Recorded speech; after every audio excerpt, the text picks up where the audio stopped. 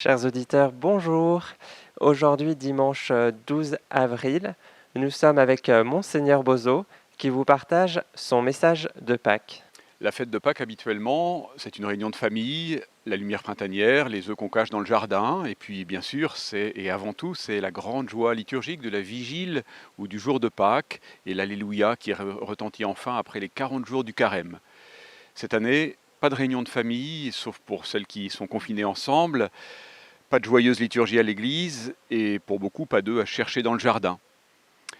Et puis aussi, peut-être une certaine inquiétude pour tel membre de notre famille ou d'amis isolés que nous ne pouvons pas visiter. Plus largement, l'inquiétude sourde qui nous habite tous en pensant à cette pandémie, à son sens, à ses conséquences, à la difficulté de faire des projets. Alors, est-ce que la décence m'interdit de vous souhaiter une joyeuse fête de Pâques? Eh bien non, bien sûr, et bien au contraire. Alors je le fais volontiers, joyeuse Pâques. Le Christ est ressuscité, il est vraiment ressuscité. Les conditions dans lesquelles nous vivons cette fête de Pâques nous obligent à nous réjouir pour l'exact motif de ce que nous célébrons. Pâques, ce n'est pas l'éternel retour du printemps, les feuilles aux arbres et la nature qui explose. Pâques, c'est un acte de foi en la puissance de l'amour du Père qui a ressuscité Jésus d'entre les morts. Et cet événement est celui sans lequel le monde ne serait pas le même. Sans la résurrection, Jésus serait un prophète tombé dans l'oubli depuis longtemps, et le joyeux message que l'Église porte au monde depuis 20 siècles serait sans objet.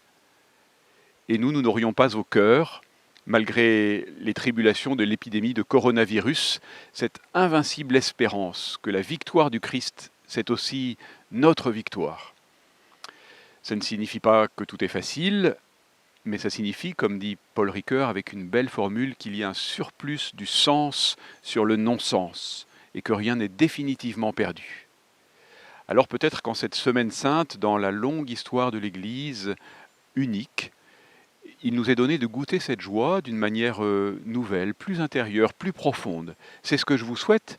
En tout cas, Pâques nous dit que nous ne sommes pas des êtres pour la mort, mais des êtres pour la vie éternelle. Mais cette vie éternelle, elle est déjà commencée. Elle est une vie pleine, elle est une vie pour les autres. C'est ce que Jésus nous montre, c'est vrai, c'est beau, en toutes circonstances. Je vous souhaite de très joyeuses Pâques. Alléluia. Merci à Monseigneur Bozo pour ce message. Nous vous souhaitons à tous une très bonne fête de Pâques et à très bientôt.